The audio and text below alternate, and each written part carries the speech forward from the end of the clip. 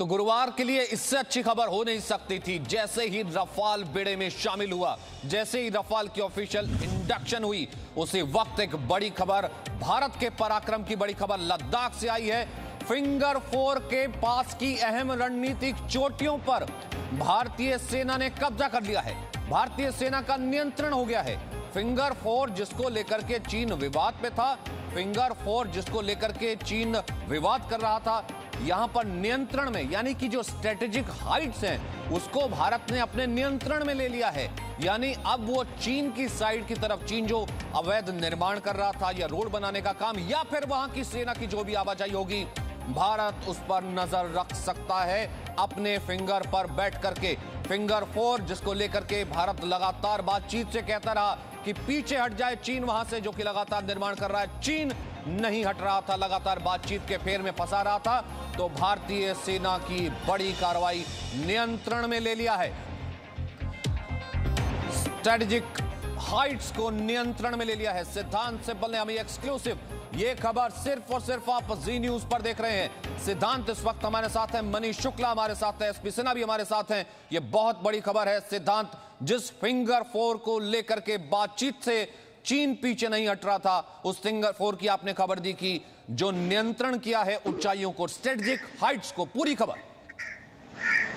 जी, मैं आपको बता दूं कि ये एक मेजर डेवलपमेंट है। डेवलपमेंट जो दिखाती है कि कैसे एक तरफ से सिचुएशन वहां पे नियंत्रण में है और एक टेंस सिचुएशन भी है, क्योंकि हमने देखा मंडे को और ट्यूसडे को दोनों दिन जो चाइनीज फोर्सेस हैं वो कोशिश कर रही थी कहीं ना कहीं कि वहां पे प्रोवोकेटिव मिलिट्री एक्शंस में इंडल्ज करें। बल्कि मैं आपको बता दूं कि ट्यूसडे को पूरा दिन सिचुएशन काफी गंभीर रही। उसके बाद वेडनेसडे को, कल हमने देखा टॉक्स हुई ग्राउंड कमांडर लेवल्स के बीच और ये 4 घंटे कॉन्वर्सेशन चली, जिसमें भारत ने स्ट्रांगली वो मसला उठाया जिसके अंदर हमने देखा था कि कैसे वो जो पिक्चर्स देखी थी कि चाइनीज फोर्सेस भाले लाए थे, मैशेटे लाए थे, और कहीं ना कहीं एक तरफ से वो तस्वीरें ही दर्शाती हैं कि क्या सिचुएशन थी, किस एक्सटेंट तक चाइनीज फोर्सेस गए थे। क्योंकि पहली बार ऐसा हुआ कि लाइन ऑफ एक्चुअल कंट्रोल पर गोलीबारी चली, तो एक तरफ से जो 40 सालों का एक तरफ से एक रूल था वो ब्रेक करा चाइनीज फोर्सेस ने। तो सिचुएशन थोड़ी डेंजरस है, पर कहीं ना कहीं अब फोकस है मुलाकात पे, भारत और चीन के जो विदेश मंत्री हैं उनकी मुलाकात पे, क्योंकि पॉलिटिकल कॉन्वर्सेशन से ही अब सिचुएशन रिजॉल्व हो सकती है। जाहिर सी बात है, और ये भारत और भारतीय सेना ने साफ तौर पर बता दिया है कि एक तरफ आप बातचीत करते रहिए, लेकिन दूसरी तरफ सेना के पास पूरा अधिकार है अपनी जमीन पर और अपने फिंगर्स पर अपनी स्ट्रेटजी मजबूत करने का। एक बार मैं आपको मैप के जरिए दिखा देता हूं, फिर उसके बाद एसपी सिन्हा साहब मैं आपके पास आऊंगा। ये देखिए, ये वो मैप है। अब आप ये देखिए, फिंगर 1 2 3 4 6 7 8, फिंगर 1 से फिंगर 8 तक भारतीय सेना कहती रही है कि हमारे पेट्रोलिंग पॉइंट है। चीन की सेना यहां पर नहीं आती थी, लेकिन चीन की सेना फिंगर 4 तक जब आ गई थी तो भारत इसी को लेकर के कह रहा था कि आप यथास्थिति को खराब कर रहे हैं। लेकिन फिंगर 4 से वो आगे की तरफ बढ़ने की कोशिश, नापाक कोशिश कर रहा था। भारतीय सेना बहुत अच्छे से जानती थी, लेकिन ये जगह ये थी कि क्या इस स्ट्रेटेजिक पॉइंट पर चीन अगर आकर के टिक गया है, वो अगर निर्माण बना रहा है, तो क्या भारत के पास यहां पर स्ट्रेटेजिक बढ़त रहेगी? क्या चीन को एक स्ट्रेटेजिक एज मिल जाएगा? लेकिन ये बहुत अहम खबर है। आप यकीन मानिए, ये उस सामरिक दृष्टि से, उस पूरी वैली की अगर मैं जिक्र करूं, ये पैंगोंग त्सू का उत्तरी इलाके की अगर मैं जिक्र करूं, हमने पहले रेजिंगला देखा था, और फिंगर 4 पर अगर स्ट्रेटेजिक हाइट पर भारतीय सेना का नियंत्रण आ गया है, इसका मतलब ये अगर फिंगर 4 के उस पार, फिंगर 4 के उस पार यानी कि ऊपर की तरफ भारतीय सेना बैठ करके अगर वो पूरी हाइट्स को नियंत्रण में ले रही है, तो साथ ही साथ आप ये अंदाजा लगाइए कि वो ये भी नियंत्रण में ले रही है कि चीन वहां से कोई नापाक हरकत नहीं कर रहा है। ये देखिए, फिंगर 2 और ये फिंगर 4 का इलाका है जहां पर स्ट्रेटेजिक हाइट्स को भारत ने अपने नियंत्रण में ले लिया है। एसपी सिन्हा साहब, मैप आगे है, जिस मैप को आप बहुत अच्छे से समझाते भी हैं, उस एरिया को बताते भी हैं।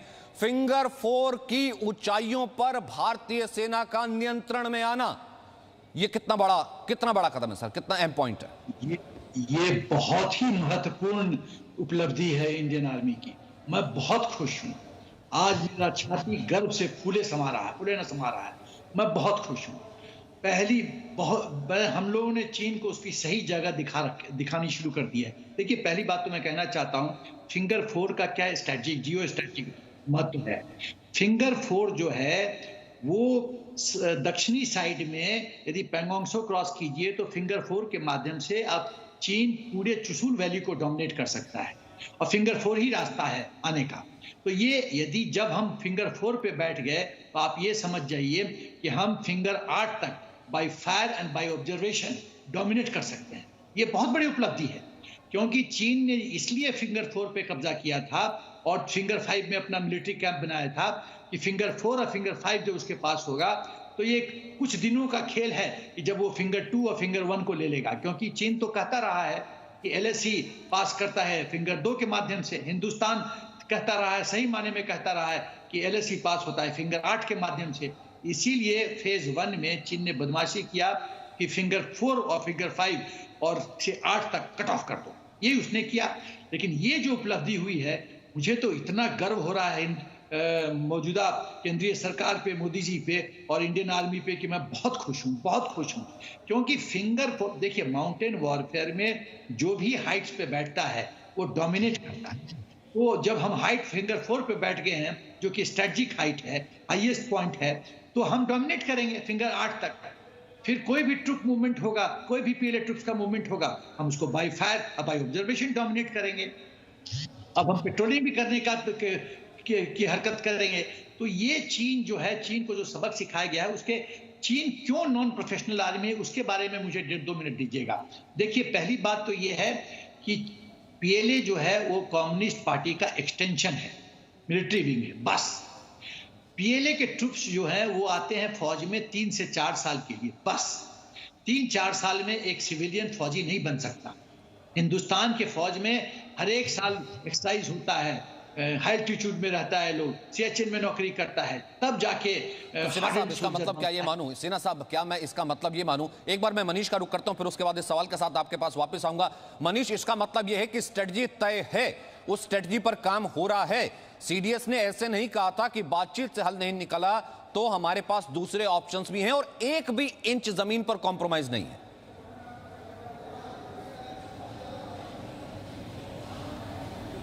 कि जो हम जिस तरीके से हम दिखा रहे हैं कि फिंगर 4 एरिया में इंडियन आर्मी ने जो डोमिनेटिंग हाइट्स है उसको रीऑक्युपाई किया है। लेकिन आपको ये भी बताना चाहेंगे कि जिस दिन चुशूल में जब इंडियन आर्मी ने ऑपरेशन किया था और जब आर्मी ने स्टेटमेंट जारी किया था कि चीन इस कोशिश में था कि वो हमारे हाइट्स को पर आके बैठ जाए, डोमिनेट कर ले, तो इंडियन आर्मी ने एहतियात के तौर पर यह कार्रवाई की थी। और हमें बताया गया है कार्रवाई उसी दिन की गई थी फिंगर 4 पे भी, क्योंकि अगर आप चुशूल एरिया में किसी हाइट पर आप बैठते हैं तो ये बिल्कुल है कि दुश्मन भी आपका ठीक उसी तरीके से ही कार्रवाई करेगा और वो उस हाइट पर बैठेगा जिस हाइट पर आप नहीं है। तो इंडियन आर्मी ने एक साथ नॉर्दर्न और सदर्न जो पेंगोंगसो का एरिया है वहाँ एक साथ ऑपरेशन किया। और इस वक्त जो फिंगर 4 की मैं बात करूं तो अभी भी जो चाइनीज सोल्जर हैं वो फिंगर 4 पे हैं, लेकिन उसके आसपास जो फिंगर 4 के एरिया है, जो उससे ऊंचे के हाइट्स हैं, उसके ऊपर इंडियन आर्मी बैठ गई है। यानी उनकी जो गन पोजीशन है, जो उनकी जो कांटेक्ट है, वो सीधे सीधे चाइना की एक्टिविटी को देख सकते हैं। ऐसी स्थिति में जब युद्ध की नौबत आती है और आप जब पीक पर बैठे होते हैं तो अगर आपको हाइट का फायदा मिलता है और दुश्मन के आप किसी भी कोशिश को नाकाम कर सकते हैं। ये स्ट्रेटजी बनाई गई थी उसी दौरान। हालांकि फिंगर 4 सबसे अहम इसीलिए कहा जाता था ना, फिंगर 4 सबसे अहम इसीलिए कहा जाता है ना, आप इसे और अच्छे से बता सकते हैं। फिंगर 4 इसलिए सबसे अहम कहा जाता है कि फिंगर 4 की हाइट पर अगर आप बैठ गए हैं तो आप फिंगर 8 तक सामने वाले की क्या कहते हैं जद में आ जाते हैं, उस पर नियंत्रण रख सकते हैं। भले आप अपने आर्म से कीजिए या फिर अपनी ऑब्जर्वेशन से कीजिए, या फिर किसी दुश्मन का प्लान कि फिंगर 4 से होकर के मुझे फिंगर 1 तक जाना है या चुशूल पर नजर रख रहा है, आपने उसको ट्रैप कर लिया ना, दोनों तरह से नियंत्रण आपका मजबूत हो गया।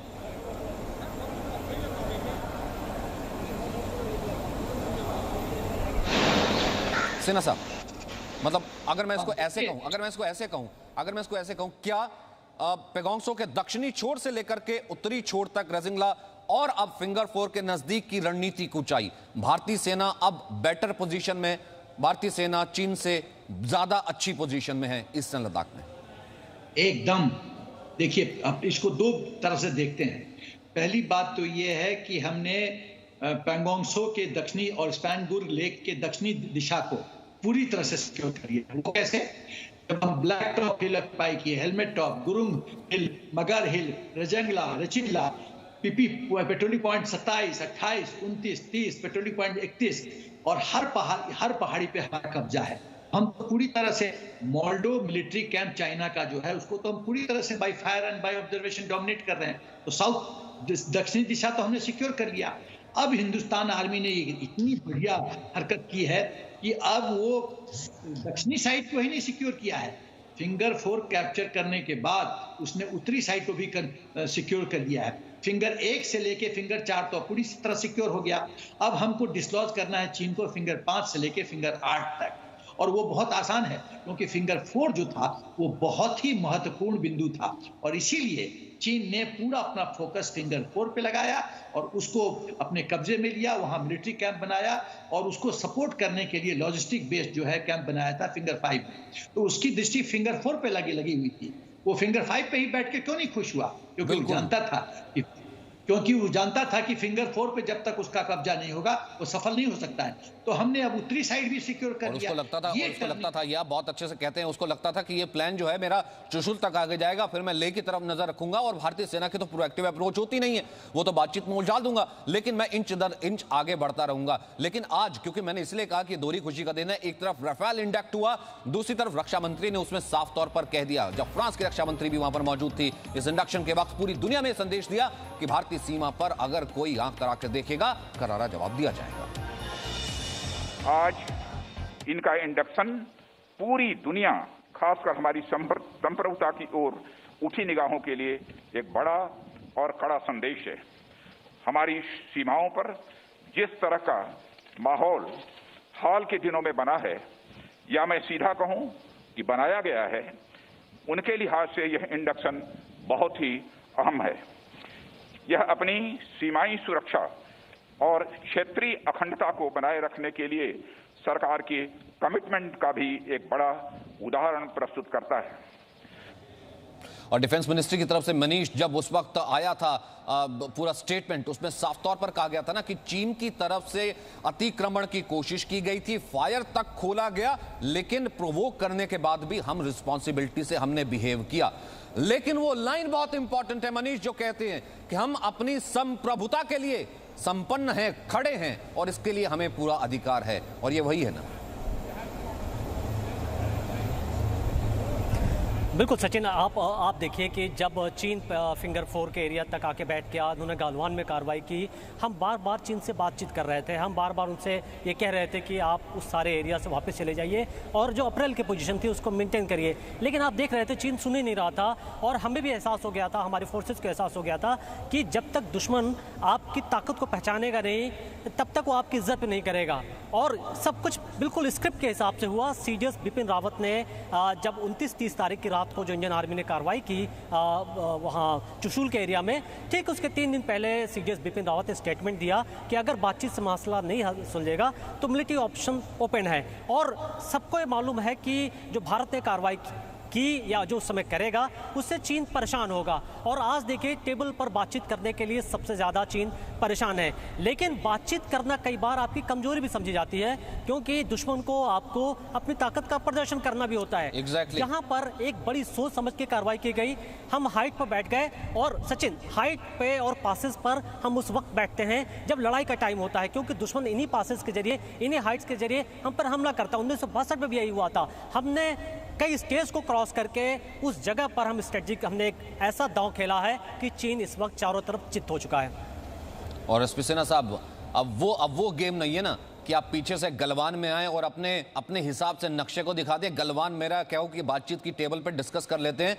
लेकिन अब गेम के रूल चेंज हो चुके हैं, ये नई सेना है। देखो सच, हेलो सिन्हा साहब, आवाज आई अब तक? हाँ सचिन, मैं बोलूं कुछ? जी, मैंने कहा गेम के रूल चेंज हो गए ना सर अब। एकदम सचिन, आपने बॉक्सिंग कभी देखा है? बॉक्सिंग में क्या होता है कि जब आप डिफेंसिव मोड में रहते हो, अपोनेंट का पंच बचाने की कोशिश में रहते हो, तो आपको पंच करता रहता है, मारता रहता है। लेकिन जब आप ऑफेंसिव में जाते हो, जब आप उसको पंच करने शुरू कर देते हो ऑफेंसिव मोड में, तो वो अपने आप को बचाना शुरू करता है। यही है हिंदुस्तान चीन का आज की परिस्थिति। अब हम ऑफेंसिव मोड में हैं, अब हम पंच मारेंगे, अब हम चीन को डिफेंसिव मोड में डालेंगे। अब चीन अपने आप को बचाए, हम अपने आप को बचाने के प्रति वो दिन गए जब हिंदुस्तान अपने आप को बचाने की कोशिश करता था। अब चीन को बचाना होगा, और जिस तरह से हमने दक्षिणी साइड में सब हाइट्स ऑक्यूपाई किया है। जिस तरह से हमने अभी हाल फिलहाल जो सचिन आपने जो खुशखबरी दी है, मुझे बहुत गर्व हो रहा है। जिस तरह से हमने फिंगर फोर ये है तो सर, अब ये है कि फिंगर फोर पर बैठ करके उसके ये इरादे कि वो अपना इंफ्रास्ट्रक्चर डेवलप करके आगे टैंक खड़े करके चुशुल की तक नजर रख लेगा या फिंगर वन तक नजर रख लेगा। उसे मालूम है वो इरादे तो यहाँ नेस्तनाबूद भारतीय सेना ने कर दिए, लेकिन क्या फिंगर फोर, क्योंकि बातचीत तो खाली कर नहीं रहा है, अब वो इसी तरीके से खाली करेगा और उस पर भी हमारा नियंत्रण जल्द होगा। इस बारे में बात करेंगे। छोटा सा ब्रेक, वापस आ रहे हैं। Presenting V News app available on Google Play and App Store. Download it now.